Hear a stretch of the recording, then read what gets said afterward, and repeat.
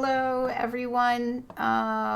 This is really weird. I went live within the new whatever this thing is, and I don't know where anything is. This is the new streaming studio thing. Normally I stream via an event. Never this way, so I feel a little weirded out. If you could let me know that you can see and you can hear. I know Laura C is here. If you could just let me know, maybe I'll be a little less. This is just like strange because the whole screen is this really dark color and I'm not used to that, and it's just weird. Hi B. You can see and hear. Awesome. Okay, fantastic. Alrighty, well, I literally finished this, uploaded the video, and then ran out, and I haven't been back since. So I'm just sitting back down, and I have a fresh cup of coffee. I will say that my allergies are really bad right now, so if my voice sounds scratchy or if I cough, it's because I am trying to ration my allergy medication because I don't have that much of it. So I'm skipping it today, but that's why. And I have no real plan as to what to do to finish this page, so I'm probably not going to finish this last little, well, actually, you know what, let's try, right? Let's try to finish it. Then we can start working in the new book. And I do have to stop this stream at 6 p.m. So I have a 2-hour window, and the only reason I have to stop it is because I have to go take care of the feral kitty colony, make sure everybody has their meal for the night, make sure everyone gets at least a little bit of cuddles, so they'll be happy for their Friday evening. After that, depending on how things go, I'm definitely going to stream again tomorrow night at 7 p.m. Eastern Standard Time, but I can't say 100% that I know I'm going to stream again for the rest of the day today. Thank you, everyone, for letting me know that you can, yeah, that's the one I just did earlier, yeah. Letting me know that you can see and hear. Hi, Mandy. I hope everyone is doing okay. I'm assuming most people are stressed out. I think I'm super extra stressed out. My Twitter addiction is actually going to become a problem soon. If I've reached the point where I limit myself on how often I'm allowed to watch it. Hi, Fiona. Because it just is stressing me the F out. And it's definitely affecting, you know, like my ability to sleep. There have been days where I'm still awake at 4 o'clock in the morning, and it's just crazy. And then I have to take naps during the day just to get some rest. You know what I mean? So this is an old deli page, deli paper gel print page. I can never get all that out of my mouth. That I made a long time ago. I did this actually for a video because people were saying, you know, they hadn't seen me work in a jelly plate for a long time. So I did a whole bunch of these. I'm still trying to use them because I just don't really think to use them. So I think I want to just try to find something that will look good with this. So I'm just going to dig through some collage and see if I'm literally looking for something that either is on the darker side or color-wise, or that just in general will go really well with what is already there for the page. So I love this little piggy guy. This is someone else's painting cut from a magazine, but isn't he just amazing? I think it's a painting. Yeah, it's a painting. It's a good job because I couldn't tell easily. This is all like people and stuff. We could do a weird hand, maybe. Not sure. Isn't this gorgeous too? This is also someone's painting. That would be beautiful on the page. We might put that there. And maybe we'll put our 2 creepy ladies. I've been trying to find somewhere to use them, and then I end up using something else every time, so maybe I'll just commit to using them. And a lot of this came out of like craft magazines and fashion magazines, different images. This one clearly was from Christmas, but let's go with what we've got. and we'll see where we end up. So I don't know, like that would be weird. Not that I'm against weird, I'm not. Yeah, probably won't use that one either. Okay, I think we're gonna use the other two. So, but first, let's put some of this just into the page and try. Well, that is, I didn't realize how huge that was. Even if I cut all the white off, that's still really, really big. So maybe we'll do that. Maybe this will go up here. Maybe we'll cut away all of that white stuff. Oh, they're really big too, aren't they? Maybe we need a single smaller person. Where were those? What were these people doing? Do we like any of, well, they're all cut off at the legs though. That's the only one that's the whole thing, and that doesn't really, it could go there. It could go there. All right, we'll do that one then. Again, I didn't use these. See, it's like I'm trying to get rid of these two, but they just won't go. You're just up from a nap and just getting your coffee. Cool. You're working on watercolor sketches. Cool. Oh, I see. You're adding water. Yeah. I'm just a little slow today. All right. So unfortunately, this is going to include some fancy cutting, but let's get that glued down and allow it to begin to dry. While that's happening, we can fancy cut those two out. And I'm going to go with probably matte medium. Yeah, I'll probably glue this down with the matte medium because this is like huge anyway, so I'll probably glue it down too. And let me find a brush that I can use for matte medium. Get rid of my phone, I don't need it. Oh, I don't have a paper or a cloth for painting. Hang on.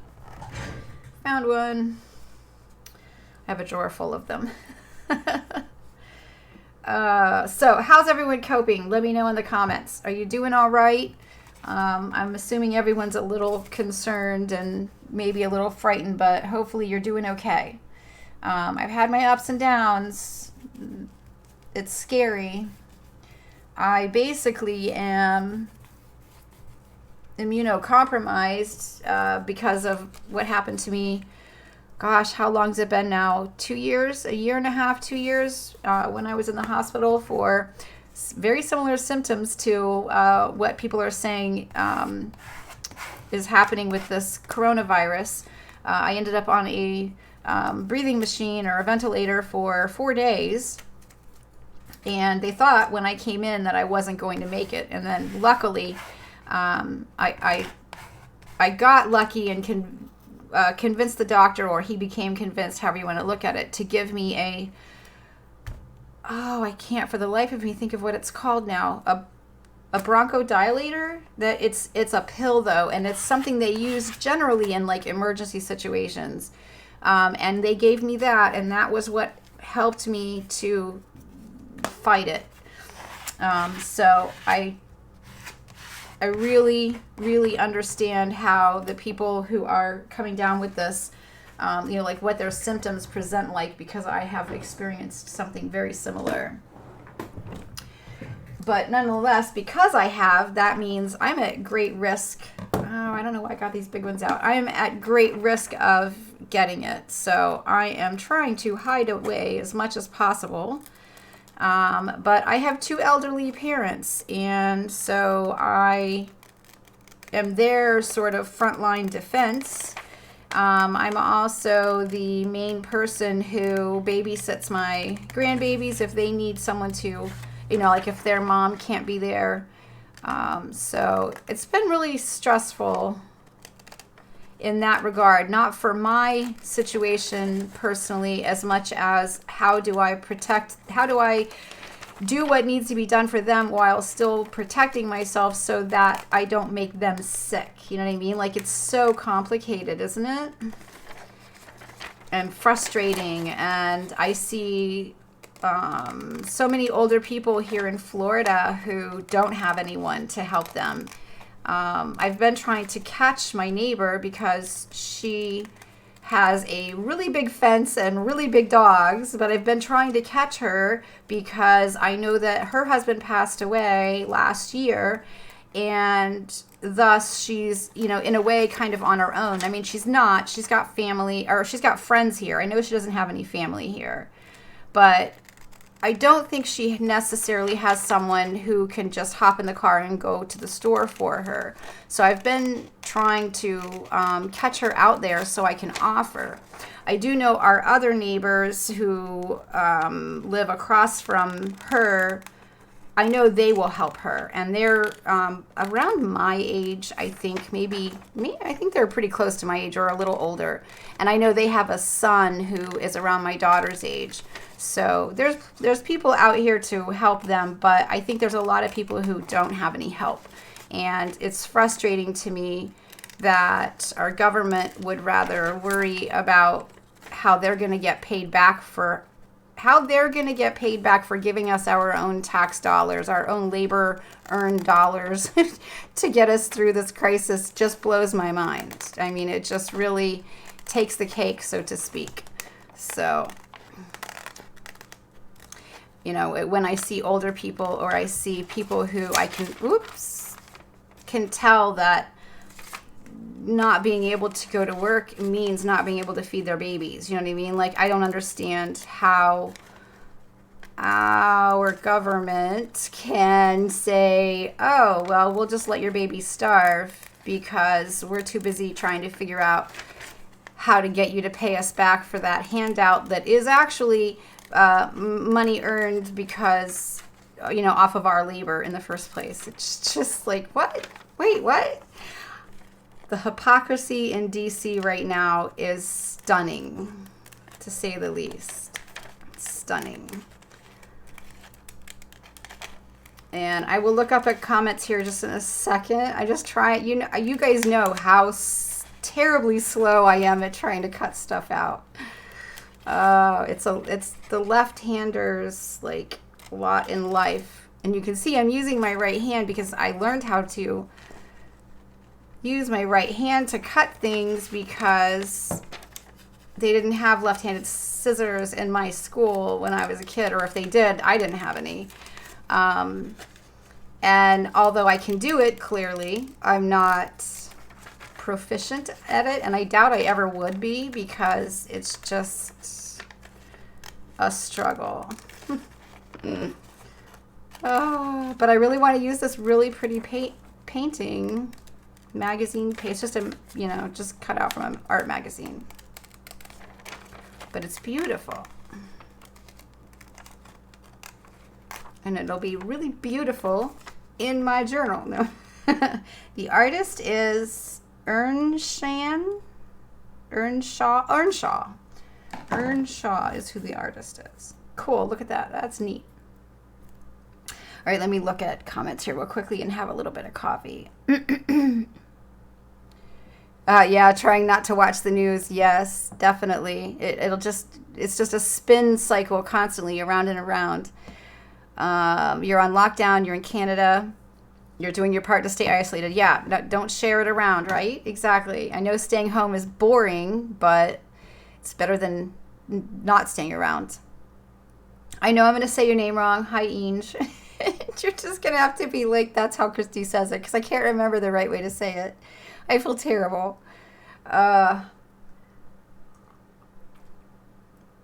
Okay, now comes the even longer one. And I am going to cut all the way around her because I don't want all that gold stuff. So it'll be a minute. It'll be a long minute. Talk amongst yourselves. You know I can't stop talking, so I'll probably think of something to say eventually. Alexander McQueen is my favorite designer. And I know it's not him who designs stuff now because he's gone, but there's just a particular flair or sense of style from this design house, is that what you would call it, that I just love.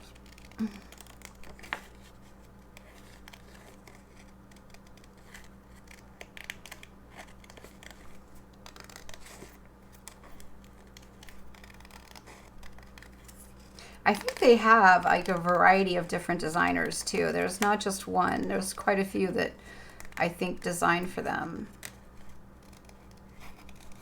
Unfortunately, I don't know their names. I just know the brand. Shame on me, right? I should figure out their names.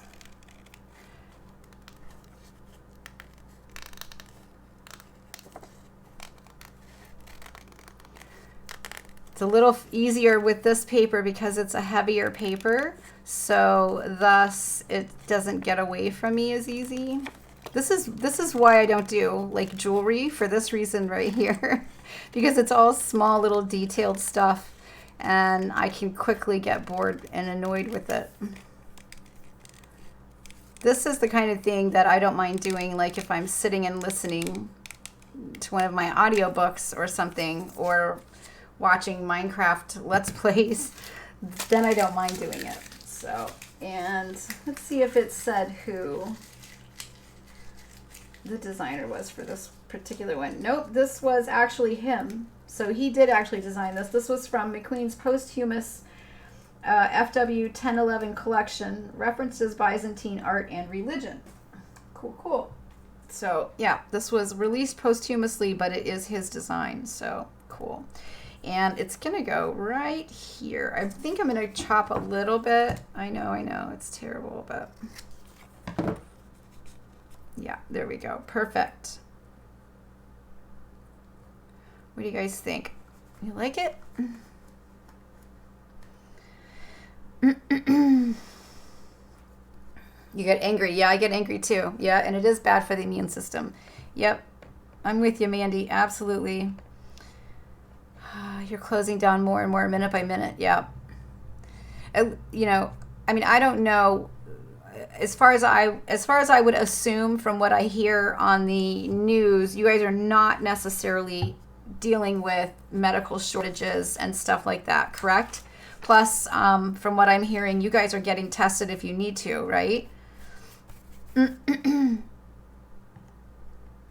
I firmly believe that certain members of this government, a large part of them, not only knew this was coming, but intentionally did not make preparation. I firmly believe that, and that is that's the worst thing I've been grappling with, is having to come to terms with something that's right in your face that says there are people in your own country who want to kill you just because you don't have money. And that's really hard for me to come to terms with. Did I not put any glue up here?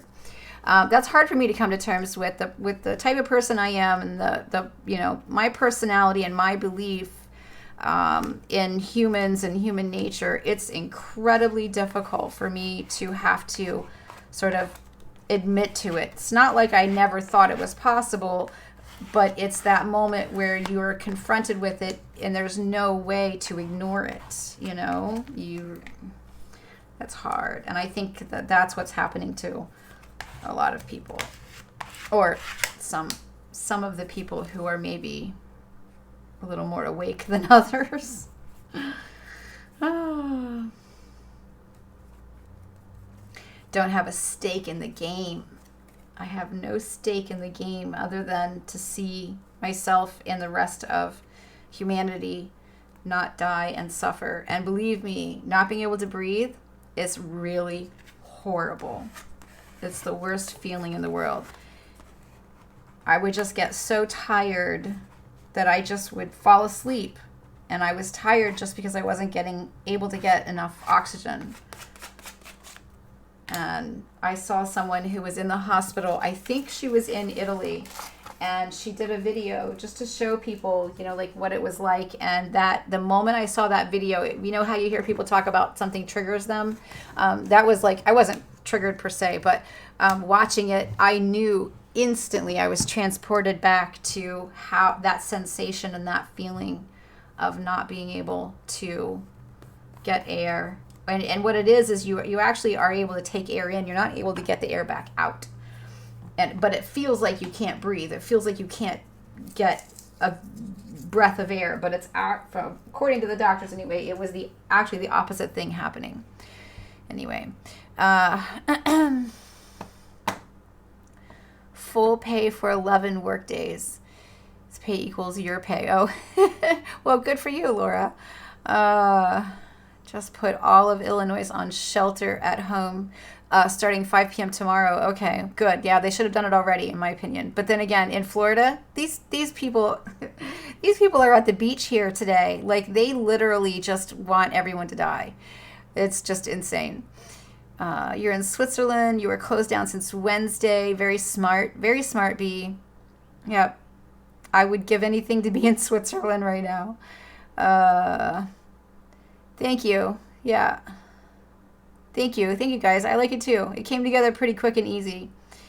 I mean, I'll do a little more, but yeah. You just got to have enough collage that when you flip through the folder, you find things that you can make fit. You know what I mean?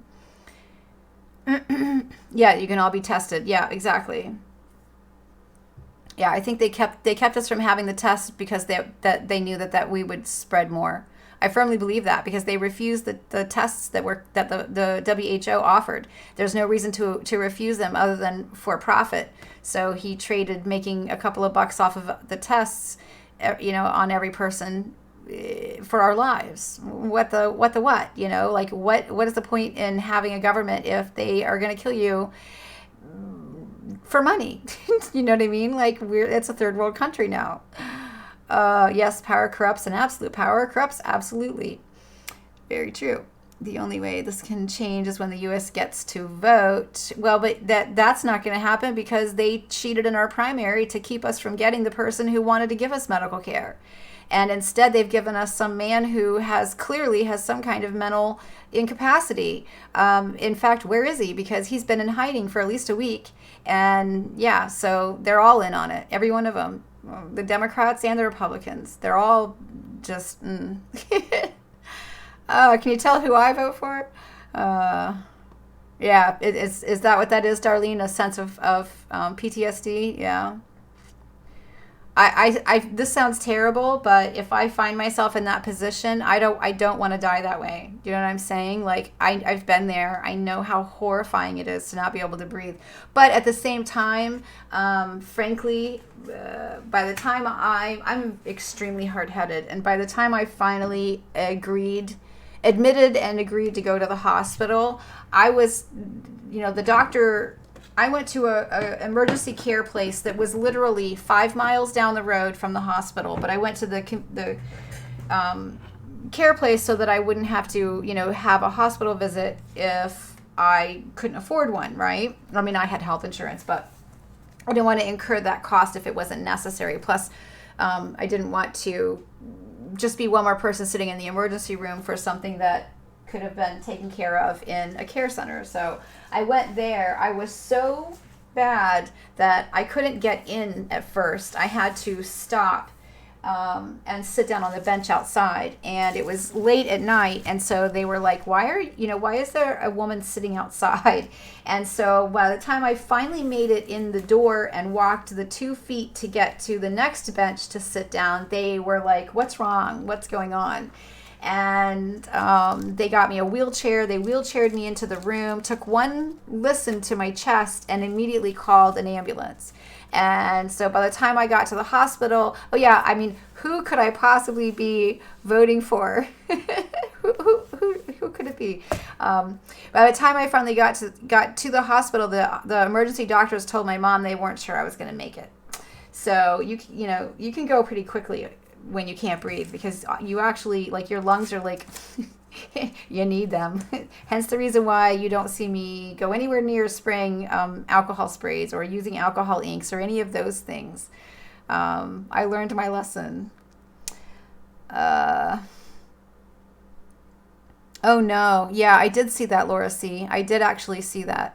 Good for, I did notice he looks, like he wasn't shaving and stuff. So, yeah, I'm assuming it's been hard for him. Yeah, I bet you are busy, Inge. I bet you are, because with what you do, you are incredibly important and needed right now. I wish we had... I wonder if we even have people who have your jobs here. to be honest. I'm not even sure we do. Okay, so I did this much and then this one face, and then last night in between watching Minecraft Let's Plays, I did this, and all I had was a marker that was running out. So her hair is kind of like, it took everything to get it to finally at least cover the area a bit. So that was just a quick drawing. So does anyone have any requests? Because the face I painted earlier today was a request. I'm happy to do another one live, which maybe would help anyone who has questions through it. Although I haven't seen any of those kinds of people popping up yet. I've mostly just seen people that I know a lot or, know well. So yeah, B, you have asthma. Yeah, I developed asthma from that. Basically, they told me in the hospital that I had bronchitis along with the rhinovirus, which is just the common cold. And I had a little bit of walking pneumonia. And they told me that because of that, because I had the bronchitis and the walking pneumonia, when I caught the cold, it was more than my system could handle. It like overloaded it. It was, like too much. And then because I was so hard-headed and didn't go to the doctor, that meant that I let it sit there and get worse and worse and worse, thinking, oh, it's just the flu, because that was stupidly what I had in my head. Fey ears. Well, I don't know what are fey ears. Are they pointy? Are they long and droopy? You know what I mean? Like, what kind of fey ears? There are a lot of fey ears, right? All right, so let's do a face. Let's see. The one I did earlier was with acrylic. I can do acrylic, I can do watercolor, and then, well, actually, I can do acrylic, I can do watercolor, I can do gouache, I can do any combination of those. So, like, I could do, like, super mixed media and do all of them.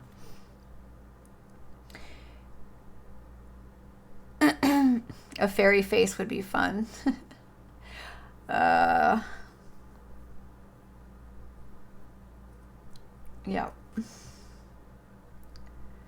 She has pointy ears, but she's half human. Well, what else is she? What are the other characteristics that make her not human? Like, in other words, is her skin the same type of skin, or is it maybe like a little bit scaly or textured?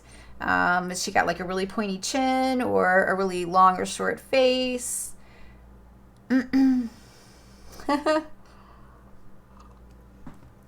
Crescent City. All right, let me really quick go see if I can Google it. So just bear with me a minute.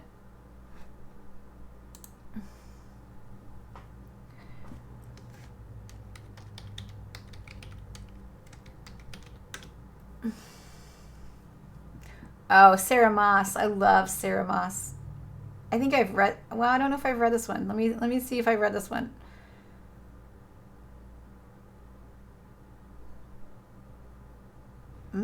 I'd have to look, I'd have to read more, but I've read, yeah, House of Earth and Blood. Yes, I have read this. I've read a bunch of the Sarah Maas ones. And yes, she is amazing, isn't she? Really well done. Let me see if I can find, do you know the character's name? Oh, wait, it's right here. Bryce, is it Bryce Quinlan? Images, and then let me type in Bryce Quinlan. Well, that's a popular search because it popped right up. Oh, lots of other artists who've been doing them. Yeesh. Unfortunately, the book cover doesn't actually look all that alien, which is kind of annoying, and I don't remember this book. All right, well, and you can't even see her ears either. Hilarious. But it appears that she has either red or dark brown hair, I think, from the photos I'm seeing anyway.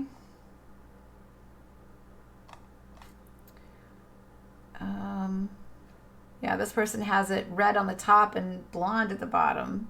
Another person has it brown. And then the original fandom picture that the cover was made from, Carlos Kivedo? All right, let's see. Let me see if I can zoom in on this picture. I wish I could show it to you, but I didn't set up that to be able to do that. Okay, so it almost looks like her skin is like really awesome. It's like a damask pattern, but then I think there's also parts where it looks like it's almost like a wood bark or something. Interesting. And incredibly icy blue eyes. All right. Well, I can't keep all of that up, so I'll just go with what I remember. All right, so let's see here. She has pointy ears, but she's half human. Votes are for acrylic or full mixed media. Her skin is golden. Okay, thank you. This is manila file folders. I made this journal myself. I'm so super proud of this journal. It's hand sewn signatures, and then it's glue bound, and then this is that gaffer tape, and then I used just cardboard for the covers front and back. I took apart a mailing envelope. This is the inside of it, so you get all that lovely sound. And it says YouTube is having a problem. Consider turning down. Hold on. Technical difficulties are happening. Hang on. Why put an error there that I can't actually read the whole thing? Oh, too fast encoding preset. Well, I can't change that now. Just gonna have to chill. And then on the inside, I used I'll show you the one that doesn't have anything on it yet. I just used this pretty scrapbook paper, and it is technically a true end paper. So that's what's holding this whole cover on, is this little bit that's glued on here, front and back, and then this tape. But the whole block of signatures, it's called a text block, even though it's not text. That's all is glued at the back though. And the glue did seep through in a couple of places, just a tiny amount. See if I can find, yeah, so like right here is where there's the glue that was actually from the back of it. But to me, it doesn't bother me. I'm super okay with it being there, so.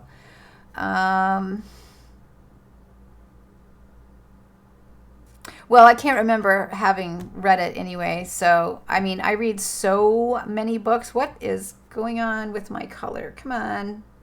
I read so many books that I forget them. Doesn't take me long to forget them either. I read that many. Long red hair, golden skin. Good kitty. You guys aren't having any problems. Well, I am. It's screaming at me. I have a big ugly error sign showing up. Why manila folders? Because I was trying to recreate. Let me get a different one to show you. Hang on. Give me 1 minute.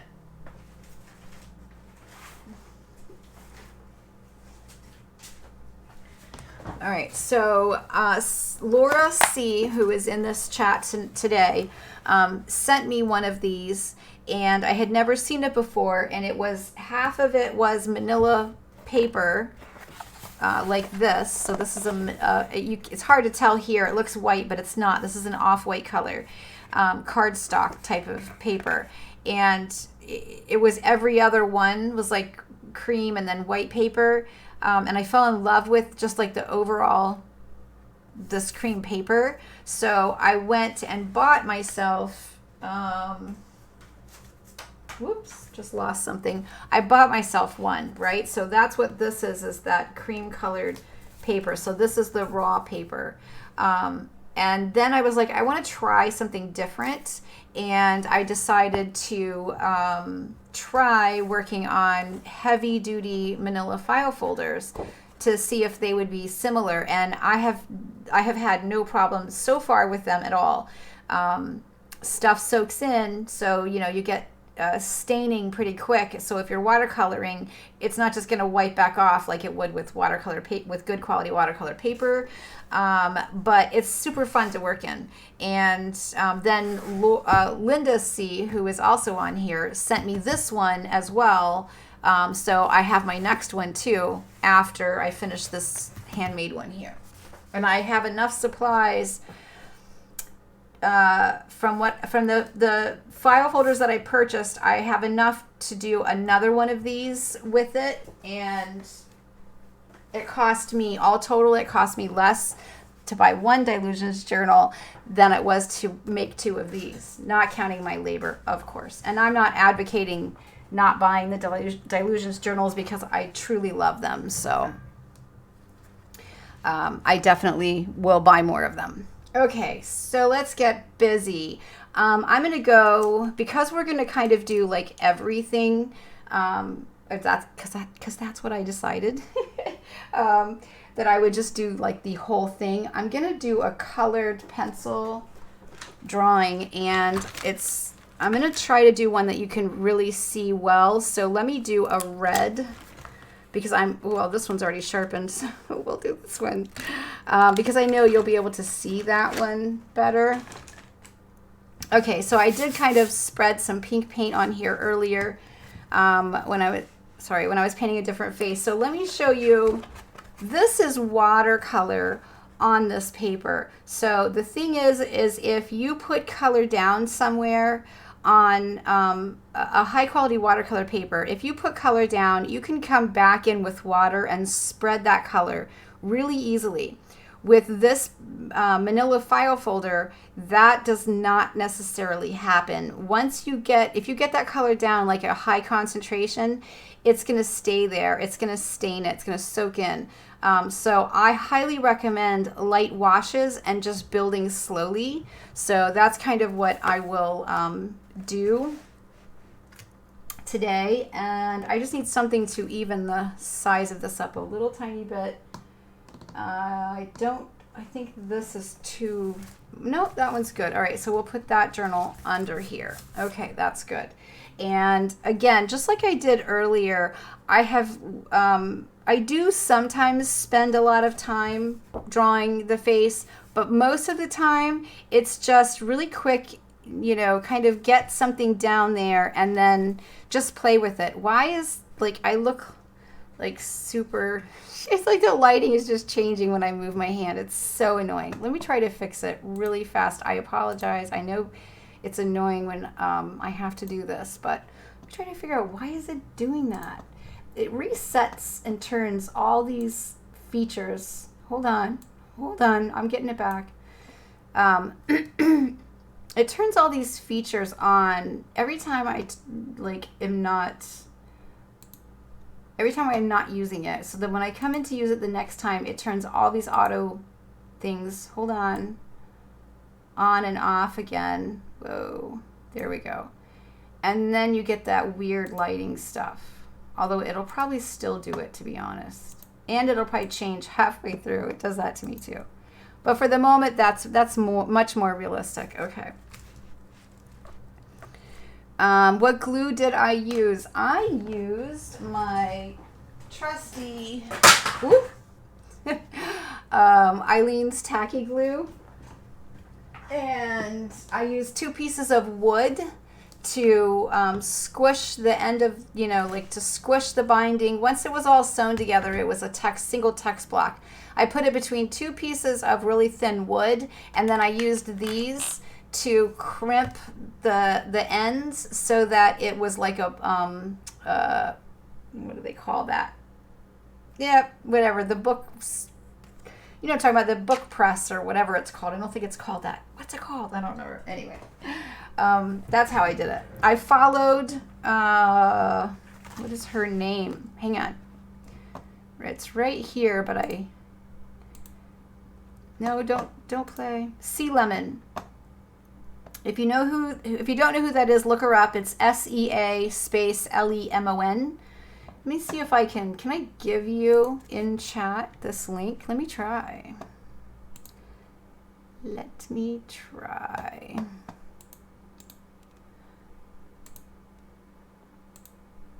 Oh, yeah, it worked. Okay, so that was one of them, and that's the kettle stitch. But she mentions in that video a different video, which is what gave her the like more slower instructions on how to do the text block. You'll find the link to that one there. I thought I had it, but I do somewhere. I just don't have it saved as a bookmark that I can easily get to. But you can find it from there. She's awesome, by the way. I followed her for many years now. All right, now I have to find you guys again. Okay, there we go. All right, I'm back to good. Okay, so I'm just going to, the video I did earlier today was like, that was a way that I don't really technically draw anymore, but it was the way that I learned how to do it. Yeah, she made a simple book press. Oh, book press. Thank you. Well, what did I call it? I don't remember now. Anyway, yours sounds correct. So I'm just going to just draw, like whatever. So I'm just going to start with a face shape. This is a lot of the time how I do it. But frankly, I lately have just been really enjoying super messy and just painting over any little mistakes. So like all these like weird little things, you're not supposed to do that. You know what I mean? Like you're supposed to go ahead and complete this circle around, even if you have to make 4 or 5 lines. But the little jagged thing that I was doing, you're actually technically not supposed to do that. But that's the kind of thing that I'm like at the point where I just don't care now, because I don't know. It's almost like you reach a certain point where you feel, okay, it's like food. When you eat until you feel full, until you feel satisfied. That's how most people eat.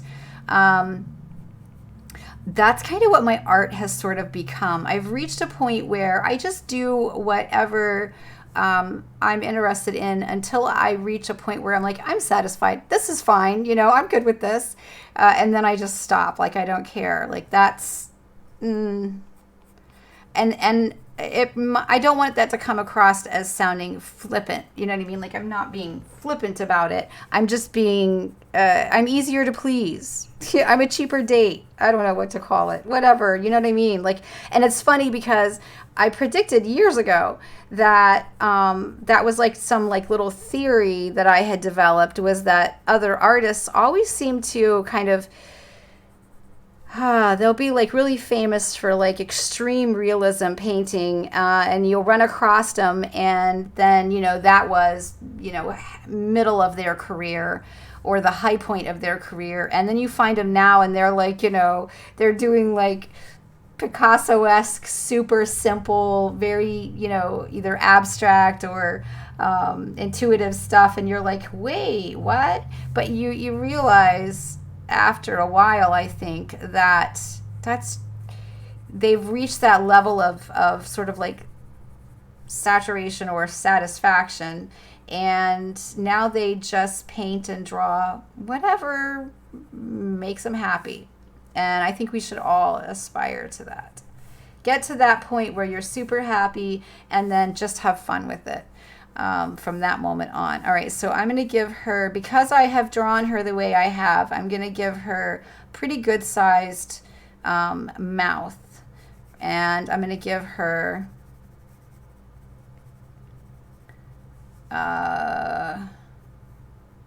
pretty good sized lower lip too. Yeah, because that kind of makes this weird face shape. The way I really have fun drawing them, the larger mouth makes it, to me, for me anyway, it kind of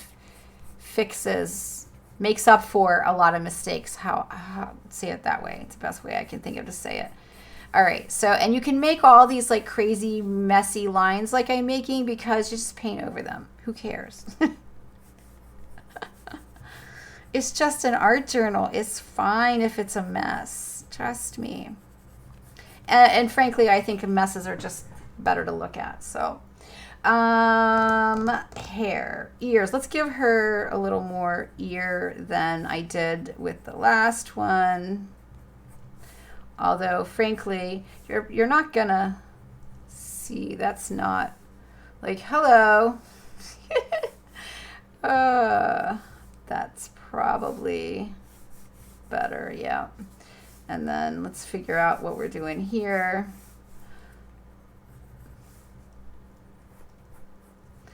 Yeah. All right, I won't get too in depth with those because I'm just going to end up painting over them, I'm sure anyway. But at least she has them. And we'll kind of deepen up this area when we get the paints going. This is all pretty good. And then I think I'll worry about like any potential like lighting issues and stuff as I go. I am going to try to carve out a little bit, although it's, you know, this is just a regular colored pencil, so it's not really going to erase, but it helps me to sort of see which line I want to keep and which line I could care less about. All right, that's good. And where did that pencil go? We'll do a little eyelash stuff going on, just a bit here. Yeah. How's everyone doing? If for anyone who's following along, are you good to go? Should I stop a little? Let me know. I said I wasn't going to shade, and now I'm shading, but that's because I think people are probably going to want to catch up a little bit.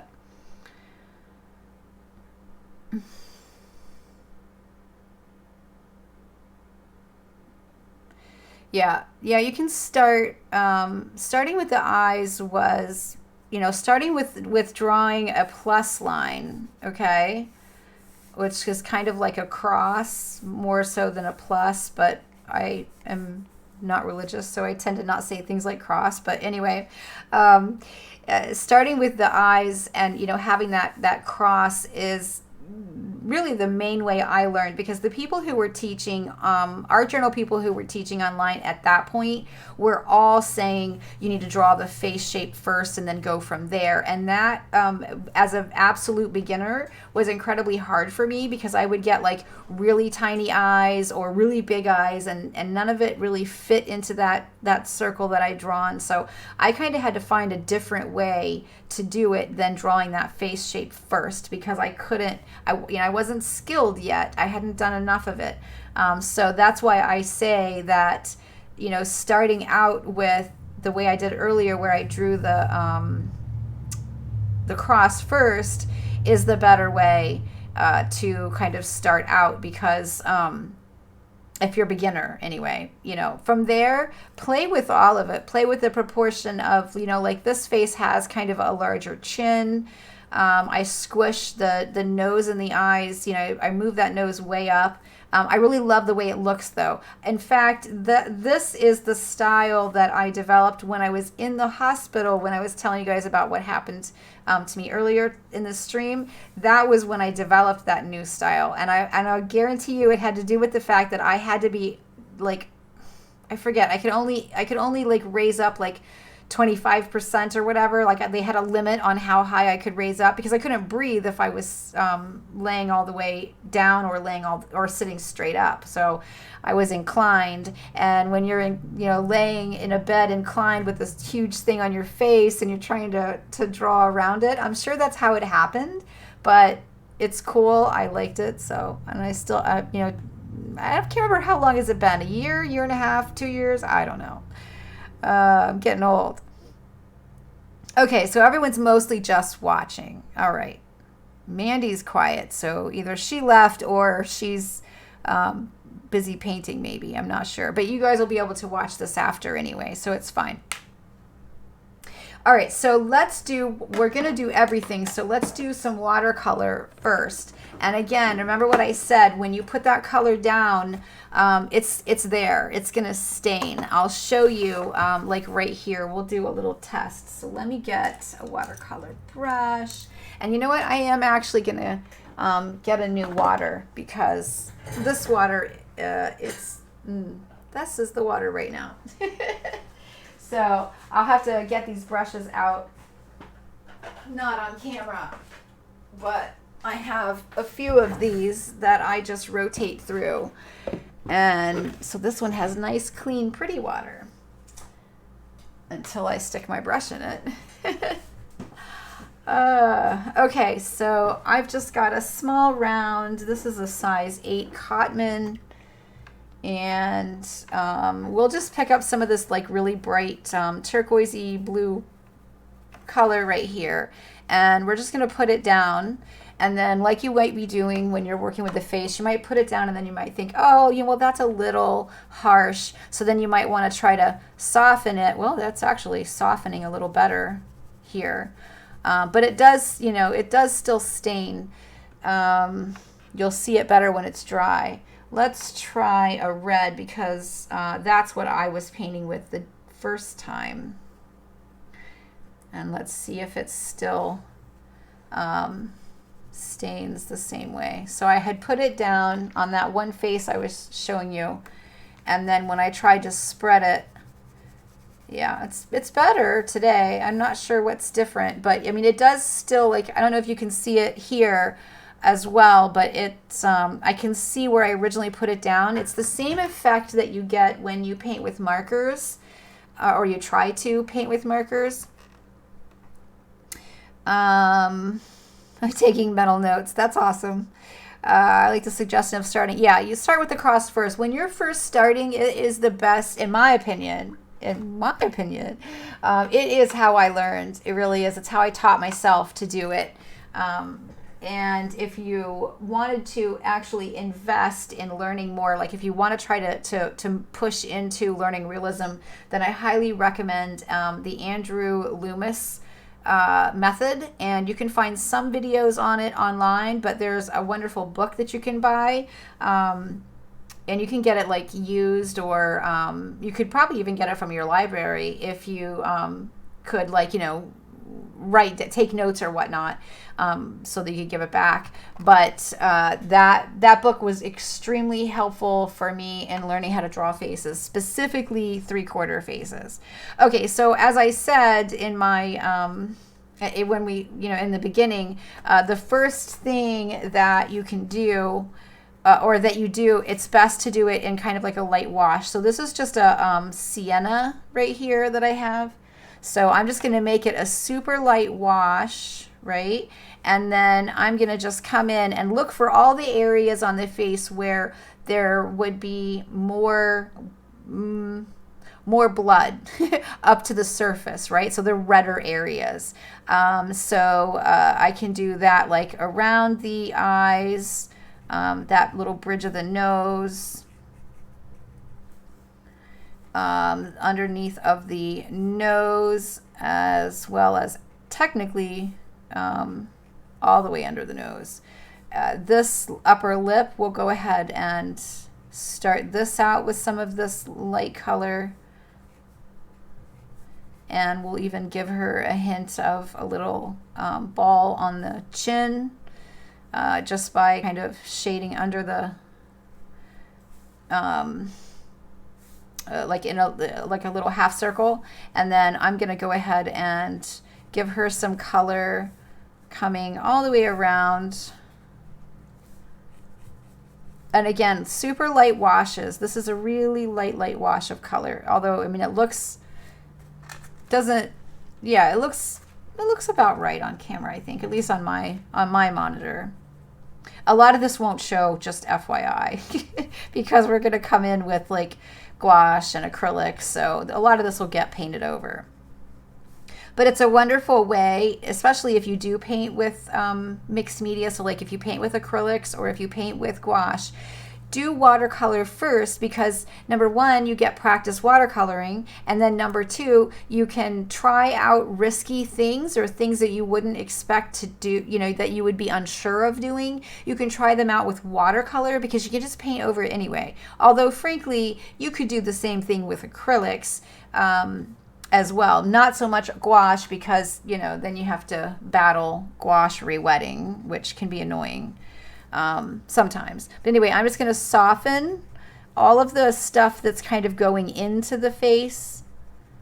That's not, like right here, I probably should not soften it. I couldn't stop myself, but because I want that to be a hard edge, because I want to see that stark difference between the color and the off-white, in this case the white of the page. But for like around the mouth, obviously I wouldn't want her to look like she has stuff stuck in the corners of her mouth. I want it to just look like it's a little redder there, or the, you know, the skin tone has a little more blood in it right there. So yeah, all right, let's do the chin. I'm going to pull a little of that red in just because it's there. And we'll kind of get started as well with this part of her. Now we will probably put a shirt on her, so again, this will get covered up. Some of it will, but it's fine. And then I'll hit these little bits here. All right, so that's a good little, you know, initial layer, first start. And remember that you guys said that the girl was well, I said that she had like piercing bluish eyes. So I'm going to take this royal or cobalt blue here and a little bit of this turquoise and kind of just see, there's not enough paint there. All right, let's just bring in some, let's just bring in some of this. This is, I can't for the life of me think of the name of this color off the top of my head, but phthalo blue. All right, and let's just do the whole iris in this pretty color first and give that a chance to dry, and then we'll adjust as we go. Now you said her skin was golden, and I'm assuming there's a little bit more yellow in that golden. I'm guessing. I could be wrong. I'm going to use yellow ochre, which is not a... it's a kind of a dull yellow, and then I'm going to spice that up with adding nickel azo gold. Okay, so yellow ochre. Technically, that's this color that you see right here, because I love yellow ochre. So let me just wet this whole area. Where's my rag? Because there's no space to color mix on here. I should go find a color palette, or you know, like a mixing palette, but I haven't. And then again, some of this nickel azo gold, because that's a super like intense yellow. All right, so let's get this going, and let's imagine that this is kind of the lighting, a hint of the light that's coming in. So we'll start here. And obviously I've chosen that my light's going to come in like this, in case you weren't sure about that. And then whenever a hard edge inside of the softness of the face, whenever a hard edge happens, I'll just soften it. Sometimes that means just taking the brush that has the color on it and moving it around. Sometimes that means rinsing it out and coming back in with just a damp brush to smooth it out. And let's see, there would probably be some of this color hitting this nostril here. I'm just trying to look over. Let me get my lighting reference so that you can see what I'm doing. Hang on.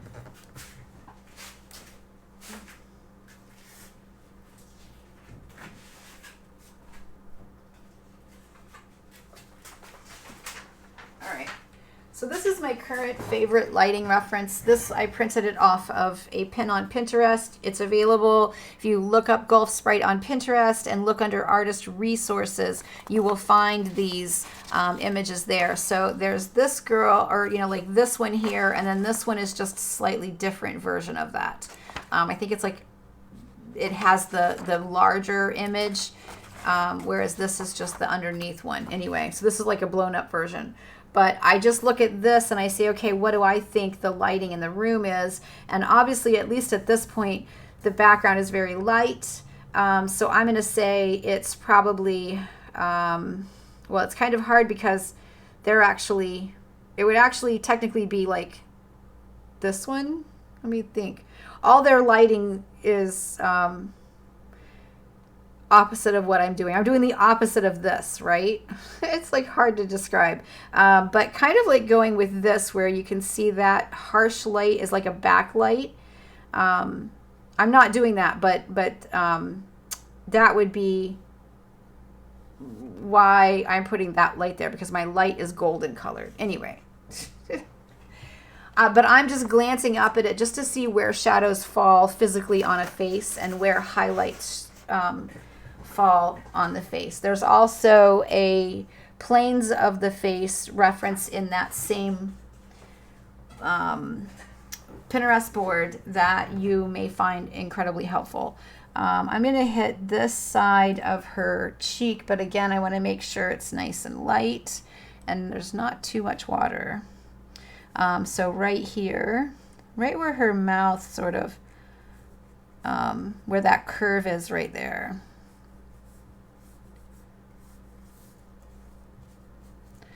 And then conversely over on this side, I think you would see some of that here, like right where that eyebrow starts to have that really bright highlight. You might see a little, the center of that forehead, a little right here, here, a little here, and here, and then I'll just hit a little bit over on this side. Not really following anything at that point. Okay, I'm going to soften some of this. Again, we're going to come in over it with gouache, because if her skin is supposed to be golden, then I really should start from a more golden place than what I have. I'm going to do this. Wait, is that? I have a bright yellow, but I think that is gouache, actually. Yeah, it's got to be gouache. Look at how much opacity it has. All right, well, you can water gouache down just like you can water down acrylics. So let me see if I put this on here. I don't know how much of a top she'll be wearing, so that, yeah, that gives her more of like an overall cast. So maybe we'll do that, and then we'll come back in with like a white or something to, I gotta stay away from that red right there. Should have just broken down and completely wiped out my mixing palette here. All right. We're fine with this right now. So let's get some deeper orangey. Well, actually, let's use the same color red that we're going to use for her hair. Let's use that for her lips as well. I'm going to just clear this whole area right here out so that I can have some room for mixing. Normally, I would never do this because I love that color, like that, what I refer to as the mother color, but I don't know where my big glass mixing piece is, so I'm just gonna clean it out. All right, so let's use this red. Now, do you think it should have, I think it should have a little hint of orange to it though. No? I don't remember from the book. I don't even know if I read that one. I've read most of those from that series, but frankly, I don't remember. And I have a bunch of unused credits, so if I haven't read it, I will be reading it. Yeah, I like that little hint of orange into it. Okay, so for her hair, they said it was long, so let's think, I'm going to go like way to the end of my brush so that I have even less control, and I'm just going to start here, and then we'll just let it get really crazy when it gets down to there, and then I think we'll give her just this much up here. We'll see here in a second how well that does, because if you give her too much at the top, it ends up looking odd. So let's come over here and we'll do the same thing.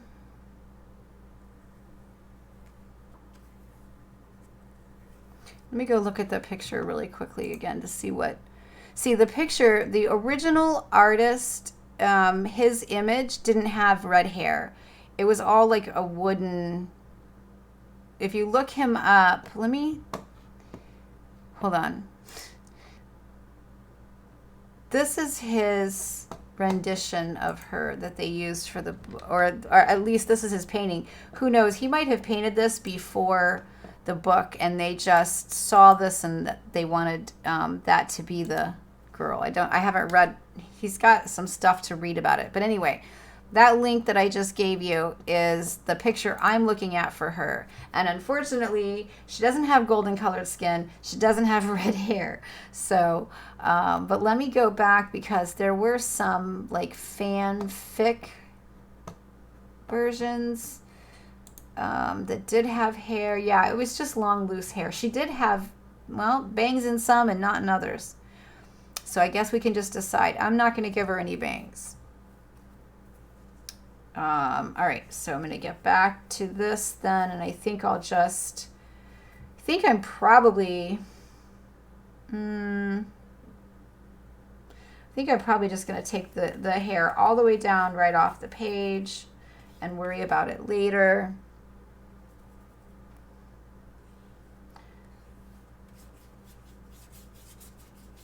All right, that'll be pretty good. Let me mix some brown into this.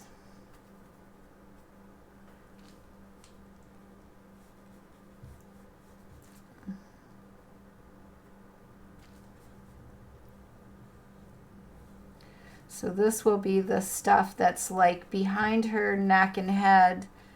Doesn't see a lot of light. So we'll make it a little darker.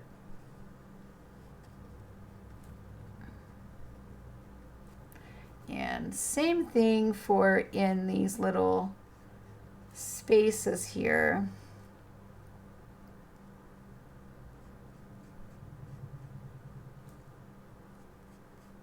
You can kind of put in some darker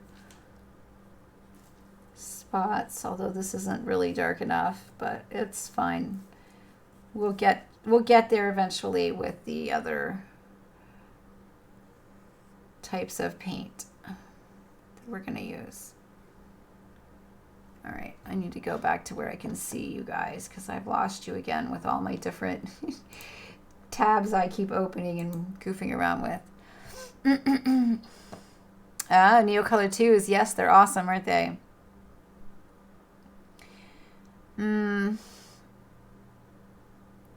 Yes, that is true, Laura C. And you can put acrylic over oil paint. The reason they tell you not to is because it causes it to crackle, and sometimes it can just peel back up off of it.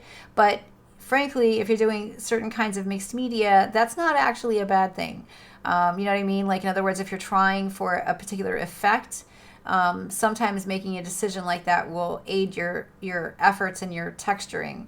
But yes, the rule of law would definitely be try not to put acrylic over top of oil. However, there's absolutely nothing stopping you from doing an acrylic painting and then just adding bits of glazing and stuff with oil over it, which is beautiful. It can be very beautiful. All right, everyone is getting quiet, and we were only an hour in, so we've got time. Let's see. Let me get her. I'm going to get a little bit more of that red and get her that really red bottom lip, just like I did with the girl earlier where I made that lip really pink. Same thing, and then I'll just leave that top lip pretty much alone. Although it may get some more color eventually. We'll see. This bright red, I don't really need this bright red anywhere else, but I am going to use it as a beginning anyway pupil color. So I'm just going to dot it in the middle. I'm going to make a mess. I'm not going to try to make it neat, perfectly circled. I'm telling you now, it looks better when it's not a perfect circle.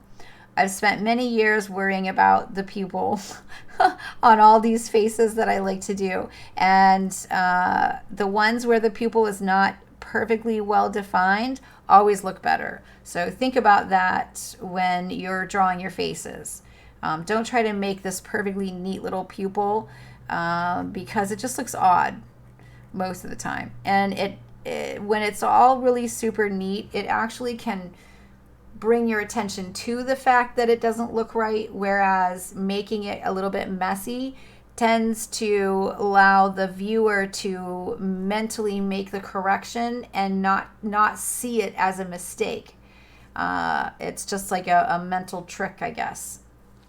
All right, so let me put some more of this deeper red that I have for the mouth in here and see how that looks. It does look better.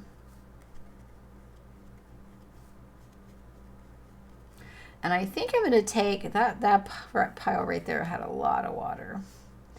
It's still wet. I think I'm going to take some of that yellow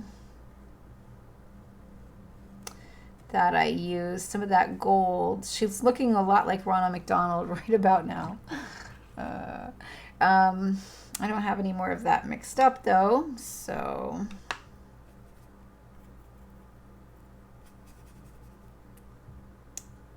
and while that red is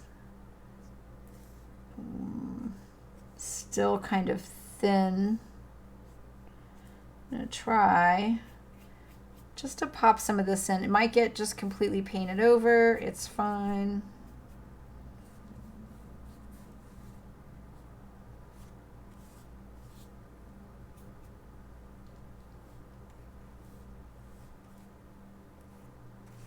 Okay, we'll see what happens from here.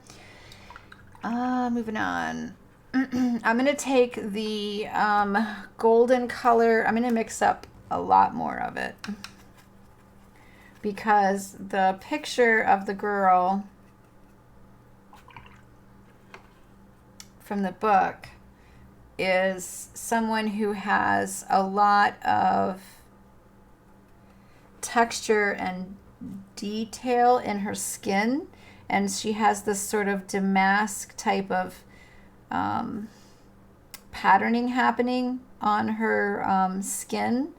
So I'm just gonna goof around with that concept a little. I probably won't finish all of this because it'll take a long time.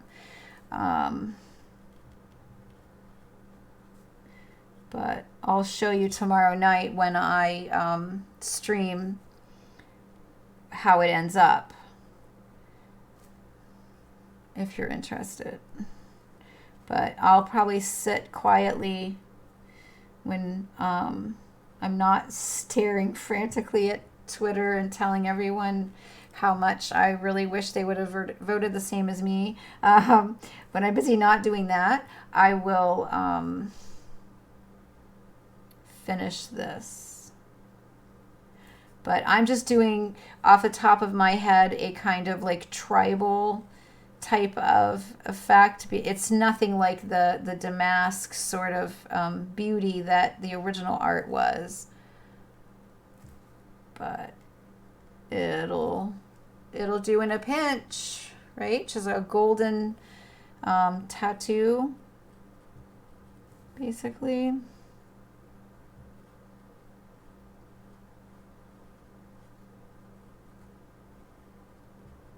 All right, but anyway, I will do that all across and on her face too, because if you look at that picture that I gave you the link for, it was definitely on her face. I'm not going to do it now because it'll just get painted over. But when this is said and done, I will come back in and do that. Whether I do it with watercolor or acrylic or gouache will just, it'll just depend on how it looks. But yeah, I will do that. Let's see. I kind of want to do the gouache now, because I kind of want the ability to get rid of some of these lines that I don't need anymore. Yeah, kind of like henna, exactly. But if you look at her, it's like beautiful. Almost looks like carved wood, like the inspiration picture. It's beautiful, but and you can you can come into something like this later on, and you can say, okay, you know, I've got a gray pencil here. Imagine if it had some depth to it. You could shade,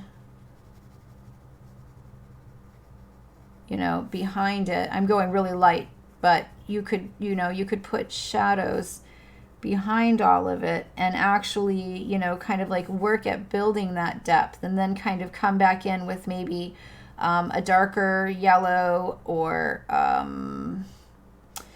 like a umber or something, and, you know, like a wash of it, and just slowly build up that sense that it had some depth to it. You could totes do that. I might. We'll see if I, you know, feel like it or not. Okay, moving on. These are the Hemi Maya gouache. This is my latest favorite thing. I don't clean, I never clean my palettes. And with this, what I really love about it is that I can get in here. Let me get a brush that that has a little more tensile strength to it, because most of these watercolor brushes are just a little too wimpy and I can't really dig in, but I also can't find one that I like that's not a watercolor brush. Oh, first world problems. I think I'm gonna not like this one, but let me try it anyway, just to prove it to myself. Okay, so one of the reasons I was eager was because I have this pretty bright yellow. And I'm going to put it right here, and then I'm going to put some, let's see, this is I have a cool white and a warm white, but I'm going to try to sneak some of the cooler white out of there. I want to see, yeah, but it's a little green. I shouldn't have used the cool. I should have used the more, well, there's actually green in my yellow too, so it could be that. Anyway, yeah, that's what I wanted. I wanted to be able to sort of get rid of and or camouflage. I wanted to camouflage. What is English? I wanted to camouflage those lines and yet get some of that more golden bright color out of there.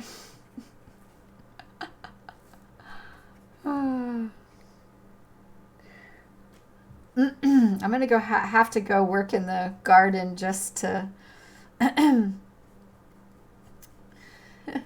do something that doesn't require talking for a while until I get until I chill out a little. All right. I don't really care about this because I'm pretty sure I'm going to cover that up anyway. I mean, I care about it. Don't get me wrong.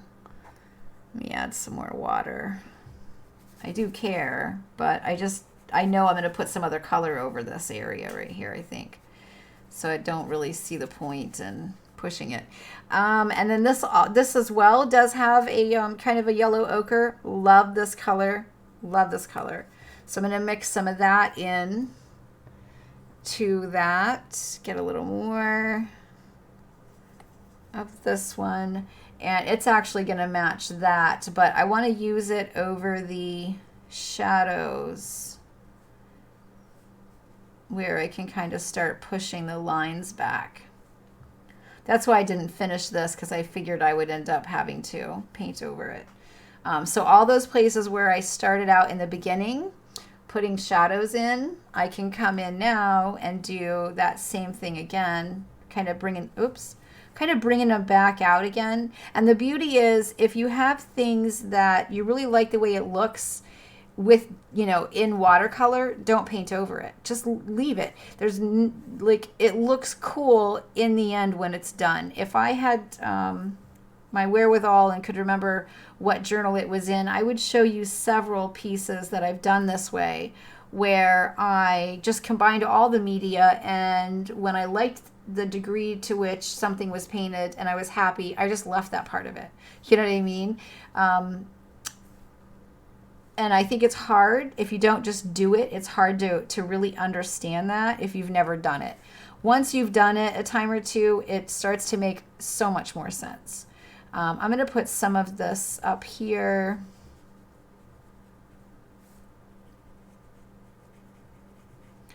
And along here, I'm afraid I'm making her too cool though, because this is a cooler, not as orangey of a yellow. Now this is gouache, so that means I can pretend I'm painting on watercolor paper because gouache will still move. So I can kind of put it in a like a harsh sort of way and then come back in and soften it, which I'll show you in just a minute. I just want to hit the planes of the face coming down onto the cheeks a little and connect this. I'm running out of water in it. It's drying up. What is that? It's a kitty hair, and it's now embedded in my painting. Oh well. All right, so I can rinse this brush, figure out where I have laid my painting rag, and I'm just going to wipe it. It is not going to be soaking wet. It's going to be kind of just a dry wet. And then I can just come in very carefully, not a lot of effort, and just soften all of those edges. This is what I normally do with watercolor on a watercolor paper. But this paper is not designed to be painted on, let alone any particular medium, which means it takes other mediums less well. But you can just soften every little thing. You'll pick up paint eventually, so you just stop, rinse it out, wipe it all off, and continue. I love gouache. I truly, truly do. And to hear me say that is funny because I was like, what's the point to gouache at some point in the past? What? I don't see the reason for it. Why do people like it? Which you don't know. You don't know until you know. Inside joke there for some of my folks. All right, I think I need to get my pencil really quickly back out, and yeah, the sorting the edges. Yep, exactly. And I don't want this to look like paint. I want this to still look like pencil. So that's intentionally why I'm not just using any of the paints for it. I like that look. I'm going to keep that look. Now this needs to be lighter. I made it too dark. I already feel that way. So I'm going to come in, rinse it again. I'm going to come in with just some of this orange. Find a place that has orange on my little mixing palette, and I'm going to grab the white that's not tinted blue, and yeah, I'm going to get like a light soft, this is actually more of a red than an orange. This is probably like a red orange if I went and could read the writing on what it says the color is, but it's not in my native language and I can't read it. I think it needs more white. Just two. There we go. All right, so then I can make the upper lip darker. And I will be happy.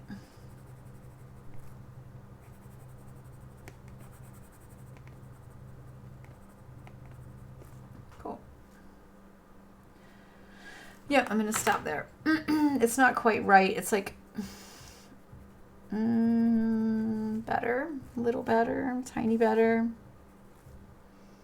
a little better. Anyway, it's good. Oh, and her eyes. I need to get a really tiny round. So really tiny round. Is that a round? Yeah. No, it's a flat. Technically, that's a flat. So it'll be all right, but let me get a round. Because it will continue to annoy me because I know it's not a round. This one is a round, a very tiny round.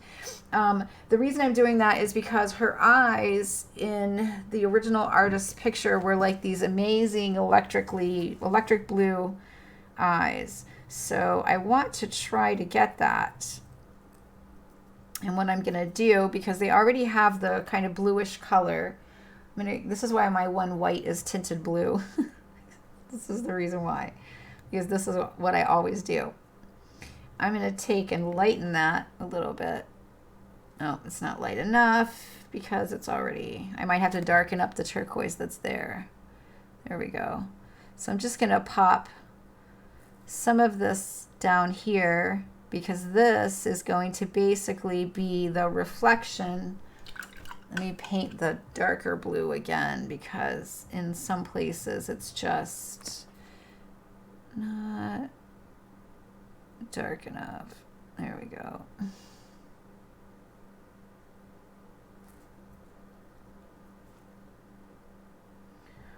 Get that nice and blue. There we go. So now I can come in with super bright white.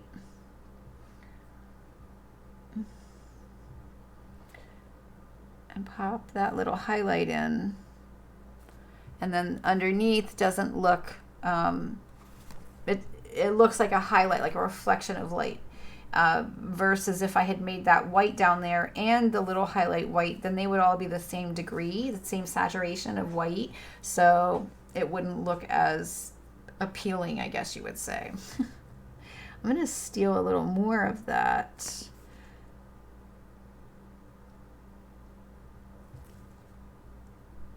And just goof around. I'm just goofing around at this point, so. Yeah, Linda C. Linda C. That's awesome. Yeah, do that. Do I ever use metallic watercolors? Yes, but not a particular brand per se. That's a complicated question, honestly. I love metallics in a very moderated amount. So I bought the Fine Tech ones when they came out. And what's amazing about them is once you get it wet, you can just add any color, watercolor. You can just add that, I wouldn't do it in my tube. I wouldn't put it in the actual pan, but on the mixing palette, you just mix up, if you want it, if it's going to be a blue or, a cool color, use this one or this one. This one is still a little warm though, so mostly this one. And then if it's a warmer color, depending on how dark the color is, you can use any one of these.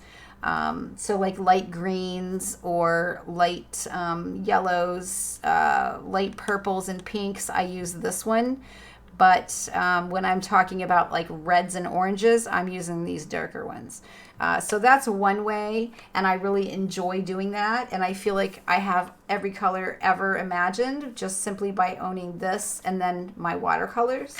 But I have purchased a few that ended up being I didn't realize, I guess you would say, that they were metallic, and you can't really tell here, but this one is Suglite Genuine, and it is kind of a metallic, although it's hard to see here. What else is in this one? I think that's it for this one that is metallic. And then some people gave me some of these. So Duochrome Oceanic is this, and it's very much a metallic. As well, this one, which is Iridescent Garnet, is very much a metallic. So I do have a few like that. But again, I can just add some of that Fine Tech to it. And frankly, the reason I knew that was because years ago I used to buy airbrush ink, which is airbrush paint. I used to buy that in metallics and then mix it into my other paints. So that's how, or I actually not mix it in, but layer it over my other paints. So that was kind of why I felt how I came to make that decision. Okay, so now that I've made her quite golden, I still feel like I do need to have a little bit more depth with her. I feel like she's all golden. And I need a little bit more of something. So I'm going to go back to this larger round, and I'm going to use a little bit of, I think this is probably their version of just like an umber. It's this brown right here. And I'm just going to get a tiny bit of it. Some of the yellow ochre. some of this warm one because I do need it to be warm still and not cool. And then a little bit more of this brown. And I'm just going to keep going a little. Did I say a little? My goodness. I ended up making a ton that I probably won't need. It's all right. I've done that a million times. Okay, so I'm just going to pop some of this in. I'll soften it in a bit, but I'm just going to pop some of this in. And when you see me kind of coming through here and just dotting color and saying I'll blend it later, that is something that you can do with oil paints that made me love oil paints, is that ability to just kind of pop color in and then, you know, kind of come back later and move it around and, you know, do with it what you will. That you really kind of don't have that ability with acrylics. I mean, you do if you use like open acrylics, that kind of stuff, but just the craft paints like I prefer to use in my journal, that's not really happening with them. Although I think even the craft paint companies have come out with their own little like high-end versions of stuff. I don't buy any of it. When it comes to specialty things, I buy only something because it fits a particular need. So like I have a whole bottle of this left because I painted a bunch of stuff with regular paint, mixing this textile medium in, and I forget, like 3 bottles or something, and I used 2, but I still have some of this one left. By the way, those were napkins for my daughter, and she's washed them a million times, and the paint's still perfect, amazingly enough. Just craft paint. It's mind-blowing. All right, so I like this mostly. I am going to soften it all just a bit. Yeah, I think that looks good. I'm going to rinse that out.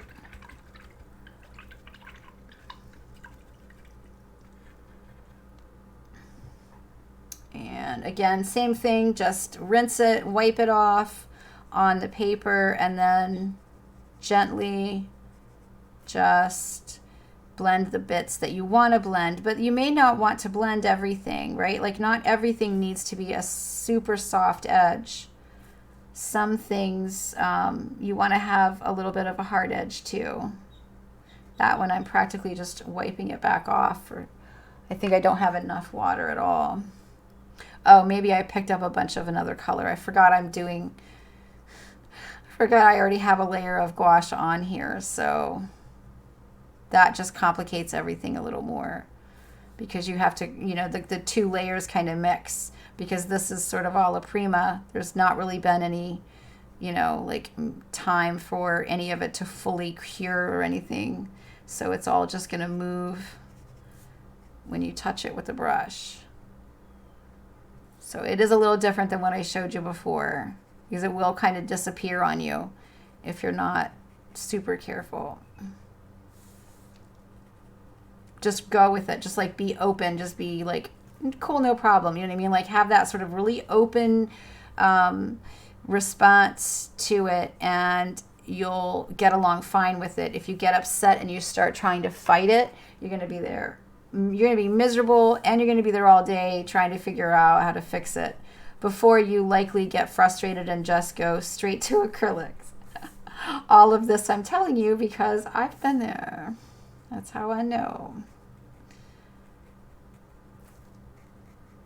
All right. So I'm going to I like to leave, quite honestly, I like to leave a lot of these things. I don't always like to blend them anymore.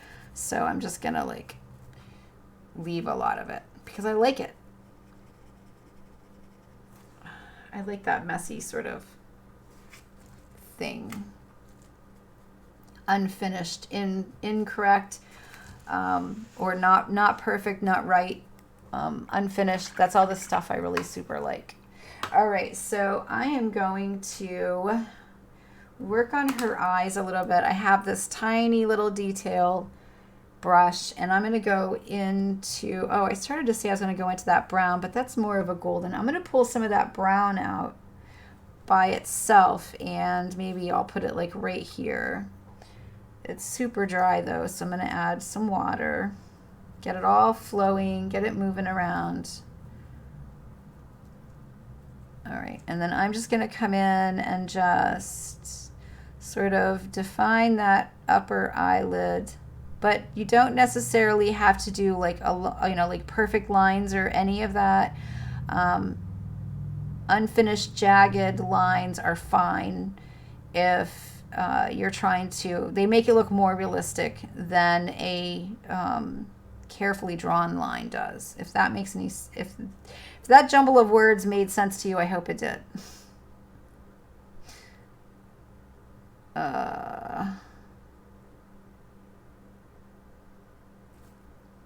So I'll do like little dashes, you know what I mean? Like dash, dash, instead of trying to draw out a perfect line. And the dashes, again, it comes back to that whole concept of whoever the viewer is that's looking at this later, be it me, you, or, you know, someone who gets my journal, because I die from coronavirus. No, anyway. And I'm not joking either. Like, that's like inherently in my brain now. I'm sure you guys are the same way. But anyway, their brain, their eyes and their brain will fill those things in. You know what a human eye looks like. I know what a human eye looks like. So when I look at it, even if it's not perfectly done, my brain will finish it for me. And if you finish everything out for me and there's nothing here that's unfinished or imperfect or a little off, then as beautiful as it may be, it's going to be equally as boring, in my opinion. So that's, just kind of like how my brain thinks. So I'm going to get some of this red that's over here and see if I can get the two mixed together. And then I can just add a little depth to these eyebrows and like the inner corners. At least my eyebrows anyway are, the hairs are thick in my inner corners, and then they tend to kind of get wimpy as they go out. I'm just doing a terrible job with that eyebrow. So yeah. And then I'm just going to add a little of this. I'm going to go back to that larger one, but I'm going to stick with this dark color, and then I'm just going to tip in. Do I have any of that dark color at all? I'm just going to tip in little bits of it. Hopefully not huge amounts. Just so that I can kind of help get some of that depth I was talking about earlier into her lips, and these little nostrils. We'll add a teeny bit. We'll put a little bit in these ears before I paint over them with the hair anyway.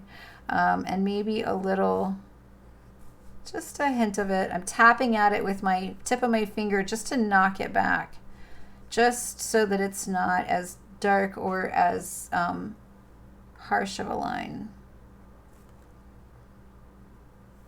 And a little bit right there in the center. Okay, pretty cool, pretty good. I do feel like her eyes need some shadows. So again, I'm going to switch brushes. I'm going to go back to that little bitty one.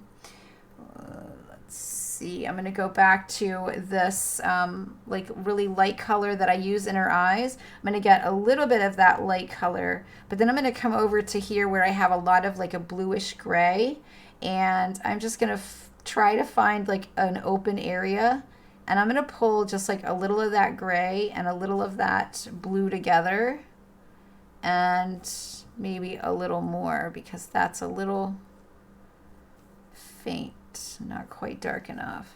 There, well, now it's too blue. See, you just got to keep working it until you get what you want. Okay, there we go. That's pretty good. So I'm just going to put these shadows in here.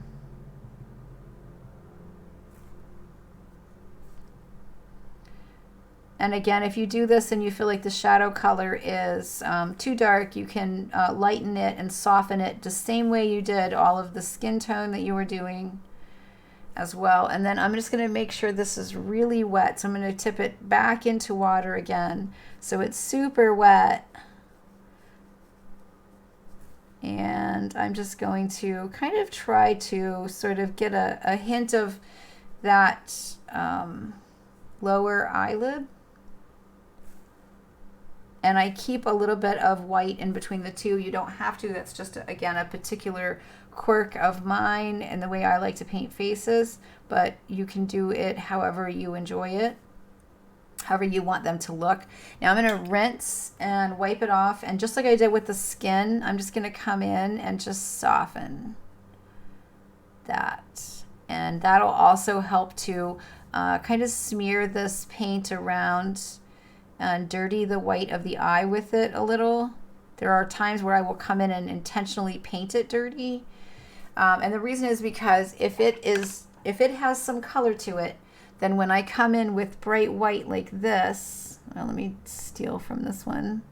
When I come in with this bright white and I paint some of it in, and that was, the blue one was definitely not the right choice. Yeah, there we go. It seems super bright, but it won't seem that way if you don't have any shadows in the whites to begin with. And watch my other videos for a little bit better of a demonstration of that. That one didn't demonstrate quite as nice. So I have this white, so I'm just going to pop in a few little highlights, although I should probably be toning these more of a golden color, but it's all right. And then we'll do just a little bit in the corners of her eyes. It's pretty good. All right, we'll stop fussing now. Okay, let's move on to the hair, and let's go ahead and go to acrylics so that we can play and not have it re-lift because it's already got watercolor there to begin with. Let me find my paintbrushes. Where is my flat? I think it was in that container that I got rid of, so hold on. Yeah, all my flat brushes were in this. So we're painting out of that one because it's acrylic paint already in it anyway, with all the brushes prepared. The brushes are only there because I haven't washed them today.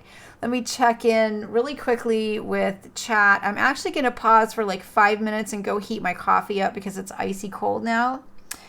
Yeah, everybody seems to be doing good or enjoying it and writing down a lot of tips. Awesome.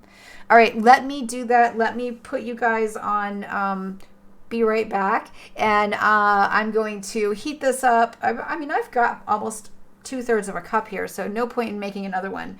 And then we will do the hair, and then we'll be done. And we have to finish before, we only have like 20 minutes anyway. All right, I will run. So I'll be right back.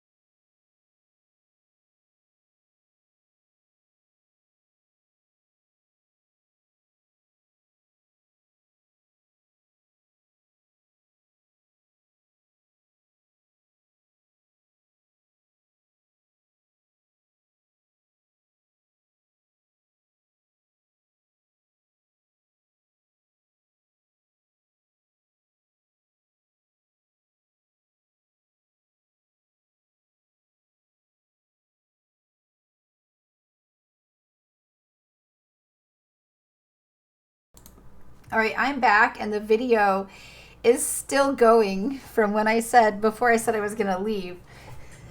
That's how bad the lag is on this. It's terrible.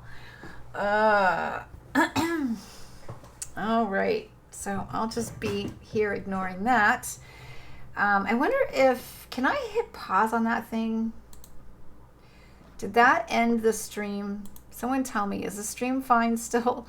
Because that might have been what was causing some of the issues with the system lagging a bit, with YouTube yelling at me basically.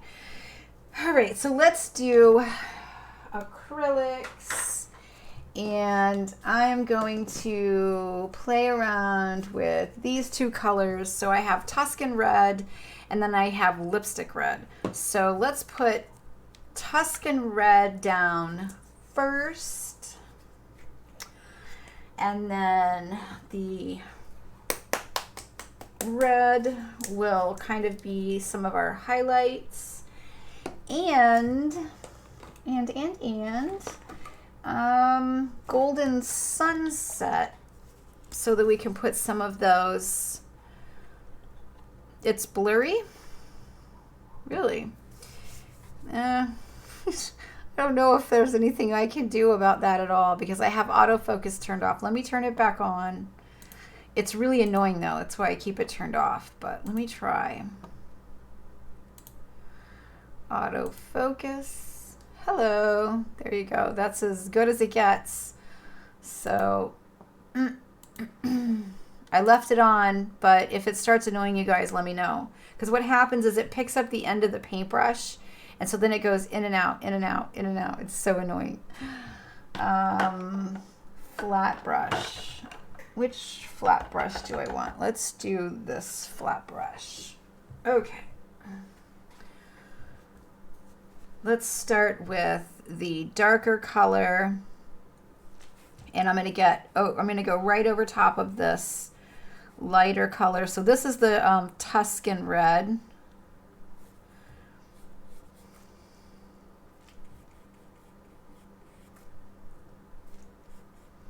I used to only paint with a round brush, but I have in the last couple of years kind of started to fall in love with also using flats and things like that. Almost kind of, it's almost like I have figured out the reason why there are brushes of so many different shapes and sizes. Whereas I think when you're first trying to just figure out how to paint, it is frankly easier to just use one kind of brush. And I always used an angled brush before I started doing a lot of watercolor. And when I started doing a lot of watercolor, that was when I said to myself, I need lots of round brushes in my life. So I need something to protect my, because I don't want to paint over that. So I'm just going to pop that in there. All right, so I'm going to do a few sort of like strong dark areas, and then eventually I'll just end up just like popping this brush into any of these different lids, depending on what I feel like doing. But first I do want to have at least a few really strong hints of this darker red in here. Oh, I was supposed to make her ears pointy, wasn't I? Well, darn, I did not do that. We'll fix her ears. We'll fix her ears right this minute, because I completely spaced on that. Okay, so ears, when you're making them pointy, you can do whatever you want because it's not real anyway. Let's do something like, whoops. Something like that. I know it'll be hard for you to see it. I'll fix it here in just a minute.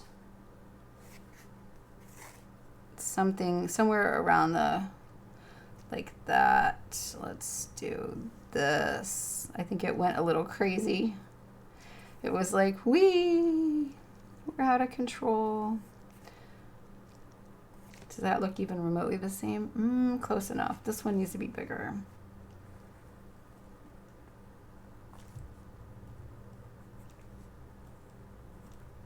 All right, something like that. Okay, so the way that you do that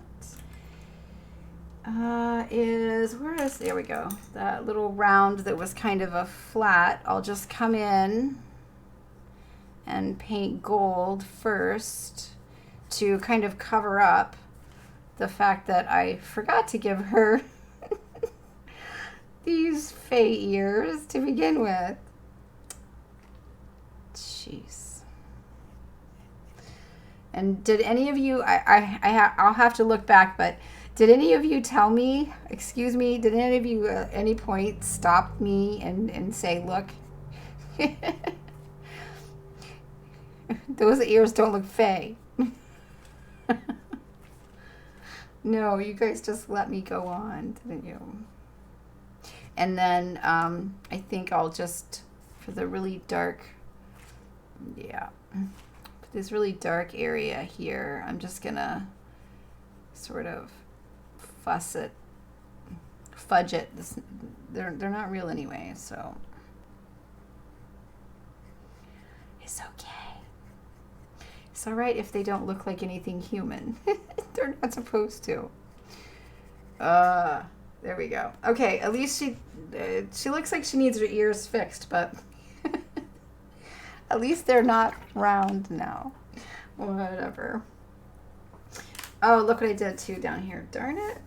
Okay, back to my flat and my dark color that I'm trying to introduce into this art journal page. I need at least a few of these to build off of, basically. These are like the bones of it, the structure that I can create from. I'm gonna have to get the bottle because I've used all the paint that was in the tube, in the lid. All right, so these are my bones for the hair. Now I'm gonna come in with this lighter red. I'm not gonna bother washing the brush or any of that stuff. The way the colors kind of mix and mingle is actually a good thing, so.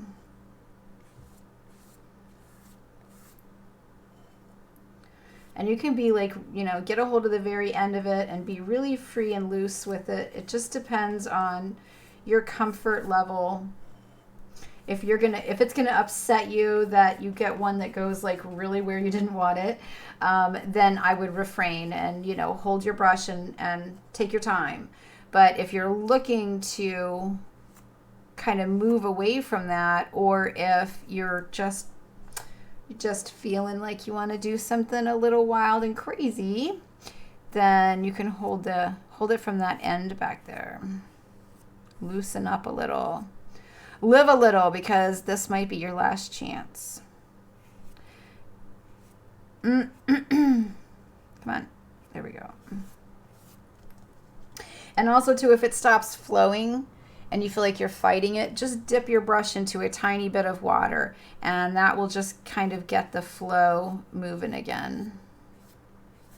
And a brush that doesn't have a lot of paint left in it will give you that sort of dry brush look, and it looks really good with hair. All right, I just need to kind of get color into the base of this hair here, so I'm just going to paint it really quickly.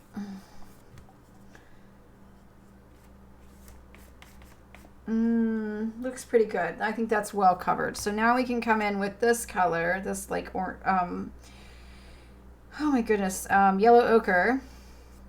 And that was probably a little more than I wanted, and you can do this where the colors just kind of mix right there, coming right off the brush.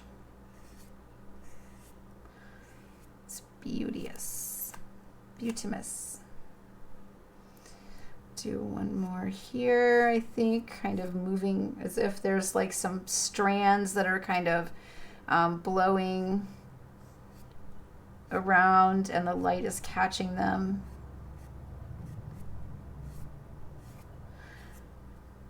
You can also get a script brush, which we'll do here in a minute, and get some fine, pretty lines as well. And then I'll do just a few of those bits here because this would be the darker side and probably not as much in the light.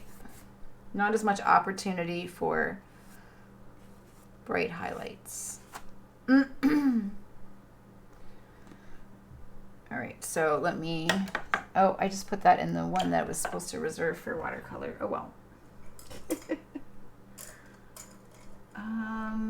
All right, so a script brush is a beautiful thing, especially a small, fine, detailed one, because you can get lovely long lines. Now, in order to get those lovely long lines, I usually mix it on my desk or work area. Again, mine is contact paper, so I can just wash it off. So what I do is get a lot of water so that it is almost runny, almost a wash. And then hold it at the very end, because the less planned, the better, in my opinion. And then you can just draw some little loopy, pretty flyaway hairs.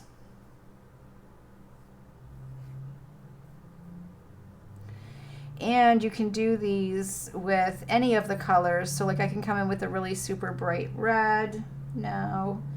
And again, get more water, get that brighter red moving, and do a few with that color as well. And you can do that over top. So like if I had maybe like too much yellow right here, I can just start toning that yellow down by drawing tiny little lines through it. I hope that makes sense. If that comes through well on camera. It's kind of hard because anything wet gets shiny and you sort of lose the effect. You can break up the darks, but not quite as well with this because this is a little bit more of a mid-tone. But if you really want to break up a dark area, do the same thing with the yellow. You have to have it a little bit thicker because it needs to be able to maintain its opacity when it dries so that it will show up over the bright colors. But you can easily go over the lighter colors as well in the same way.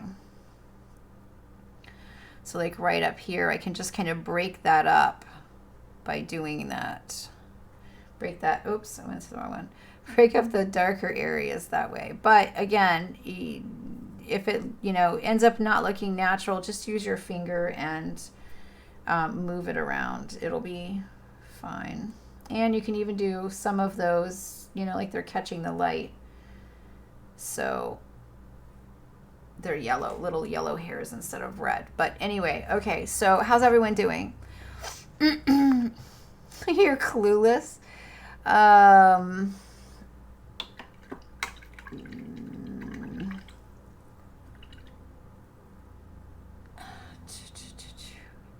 You missed it entirely. Missed what entirely? I'm like don't know what you guys are talking about. So,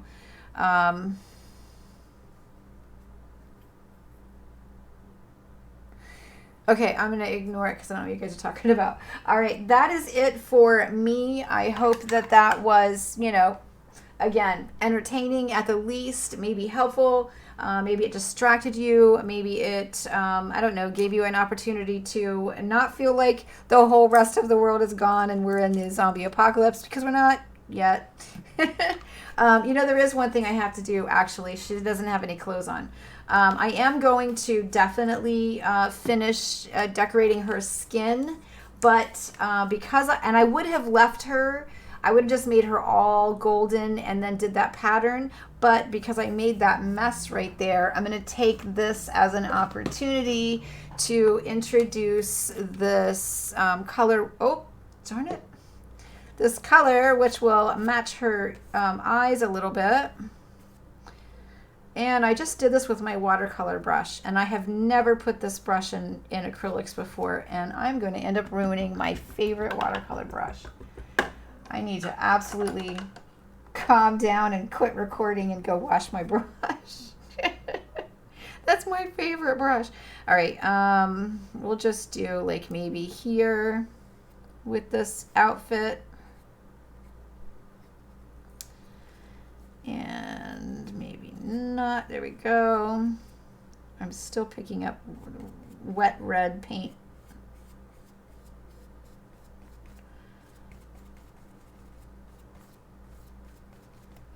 So then you can put a few little bits of this blue in, and it will just look like her hair is separated, if that makes sense.